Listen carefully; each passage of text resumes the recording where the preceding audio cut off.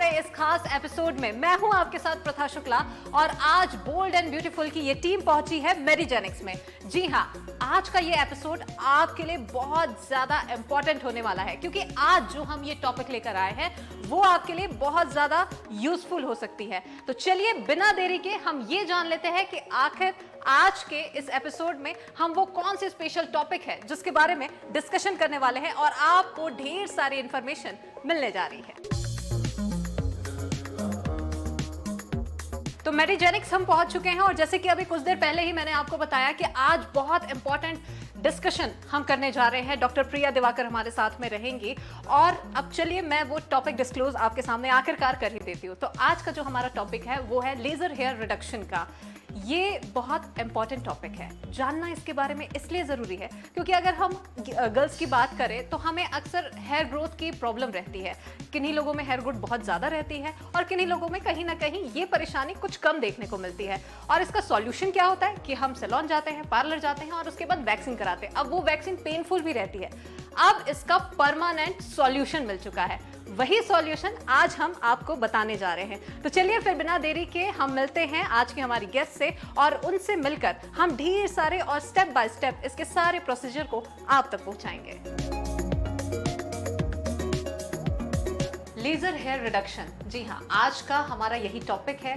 क्या है ये, क्यों होता है जरूरी और कारण इसका मैंने आपको कुछ देर पहले ही बताया है कि जो हम गर्ल्स हैं वो अनवांटेड हेयर ग्रोथ की वजह से काफ़ी ज़्यादा परेशान होते हैं। अब इसका परमानेंट सॉल्यूशन आ चुका है और इसी के बारे में आज हम डिस्कशन करने वाले हैं। और इसी के लिए मैं बैठी हुई हूँ आज एक कैबिन में जहाँ पर मेरे साथ में डर्मेटोलॉजिस्ट डॉक्टर प्रिया दिवाकर जी मौजूद हैं। डॉक्टर प्रिया, बहुत स्वागत है आपका। Thank you so much. Good afternoon everyone.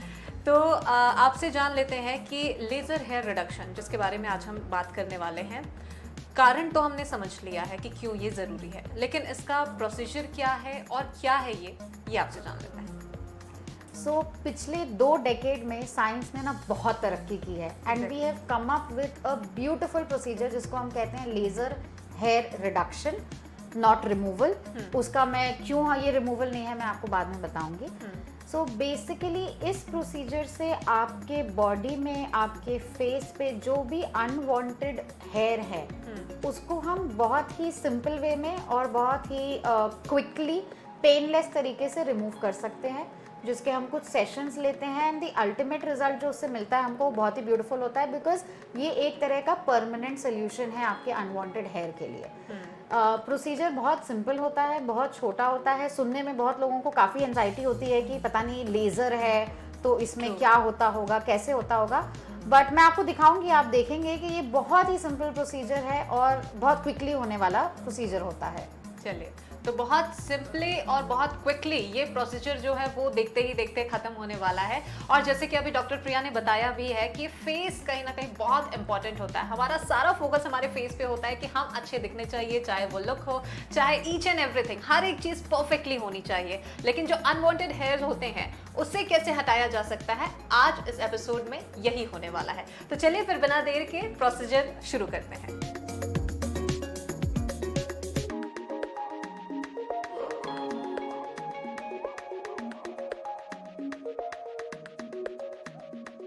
So finally अब हम प्रोसीजर रूम में आ चुके हैं और आज उसी ट्रीटमेंट के बारे में हम डिस्कशन करने वाले हैं जिसके बारे में हम थोड़ी देर पहले डॉक्टर प्रिया जी से सलाह ले रहे थे। तो डॉक्टर प्रिया जी, यहाँ हम आ चुके हैं। अब इस ट्रीटमेंट का स्टेप बाय स्टेप प्रोसीजर क्या होता है ये सब कुछ शुरू करते हैं और प्रैक्टिकली देख लेते हैं इसके रिजल्ट को भी और इसके प्रोसीजर को भी। सो सबसे पहले मैं धन्यवाद दूंगी हमारे ब्यूटीफुल पेशेंट का जिनने आज अग्री किया है to demonstrate the procedure on her and welcome आप सभी का इस प्रोसीजर रूम में। सो आज हम इनके ऊपर करने वाले हैं अनवांटेड फेशियल हेयर का लेज़र हेयर रिडक्शन। तो अगर आप क्लोजअप थोड़ा देखेंगे तो इनके फेस पे थोड़े से अनवांटेड हेयर है जो कि ज़्यादातर चिन एरिया में है, अपर लिप एरिया में है और साइड लॉक्स में भी है। सो यूजुअली जब ऐसा होता है तो पेशेंट इसी तरह के अनवांटेड हेयर के लिए या तो पार्लर जाते हैं या तो वो घर पे वैक्स करते हैं, ब्लीच करते हैं, या तो कुछ तरीके से जैसे एपिलेशन होता है कि उनको प्लग कर देते हैं।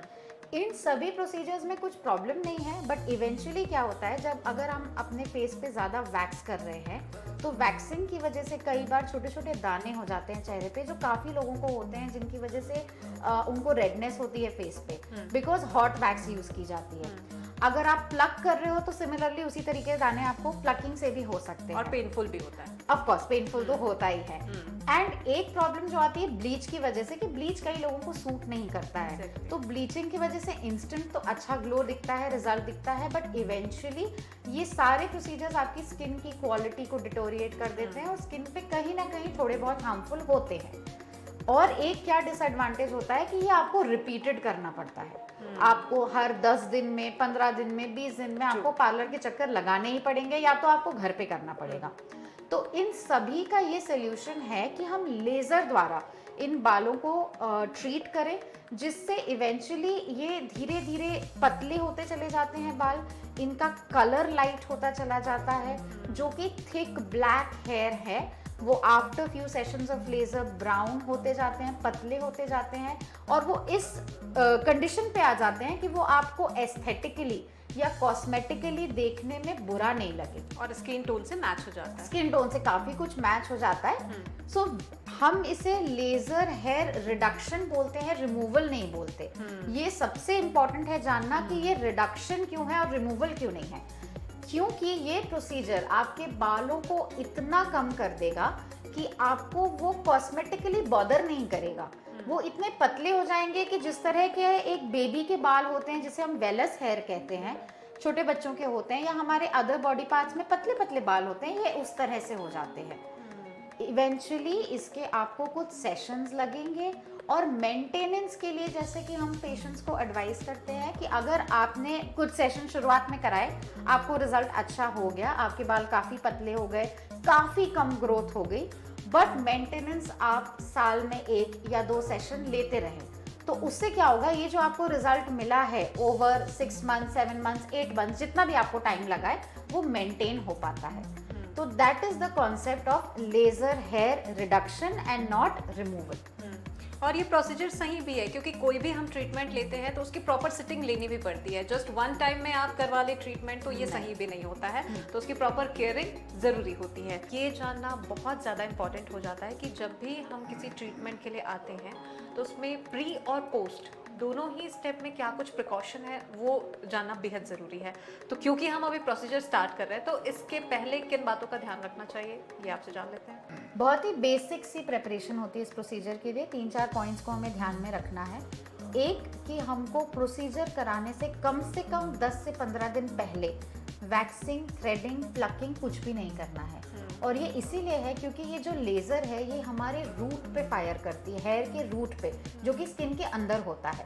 अगर आपने प्लक किया या वैक्स किया या थ्रेडिंग किया तो ये सारे प्रोसीजर्स उस रूट को हिला देते हैं। तो जो लेज़र है लाइट वो अंदर जाती ही नहीं है, वो एनर्जी अब्जॉर्ब नहीं होती, वो फायर नहीं होता। तो अगर आपने थ्रेडिंग, वैक्सिंग, प्लकिंग की है तो ये लेज़र वर्क नहीं करेगा। सेकेंडली, ये लेज़र वाइट हेयर पे वर्क नहीं करता है। Laser will always work on black hair, क्योंकि अगेन उसका रीज़न यही है कि जो लेज़र लाइट है वो ब्लैक, जो मेलानिन जो है हमारे स्किन में उसको अब्जॉर्ब करता है। ठीक है, तो जो वाइट हेयर होते हैं उनमें मेलानिन होता नहीं है, तो वो लेज़र लाइट अब्जॉर्ब नहीं कर सकता, तो ये लेज़र उस पर काम नहीं करेगा। थर्डली, अगर पेशेंट किसी वेकेशन से लौटे हैं, अगर आप कहीं बाहर से घूम के आए, आपको सन टैन है, सन बर्न है मेनली, तब आप ये प्रोसीजर ना कराएं। अगर आपके फेस पे कोई एक्टिव इन्फेक्शन है, अगर आपको किसी तरह के बहुत ज़्यादा पिंपल्स हो रहे हैं या कुछ पस फॉर्मेशन हो रहा है, तो उस कंडीशन में भी आप ये प्रोसीजर थोड़े दिन डिले करके रखें। तो ये बेसिक प्रिकॉशंस हैं जो लेने हैं। और एक लास्टली हम पेशेंट्स को एडवाइस करते हैं कि जब आपकी फुल हेयर ग्रोथ आ जाए, आप जिस भी पार्ट का लेज़र करा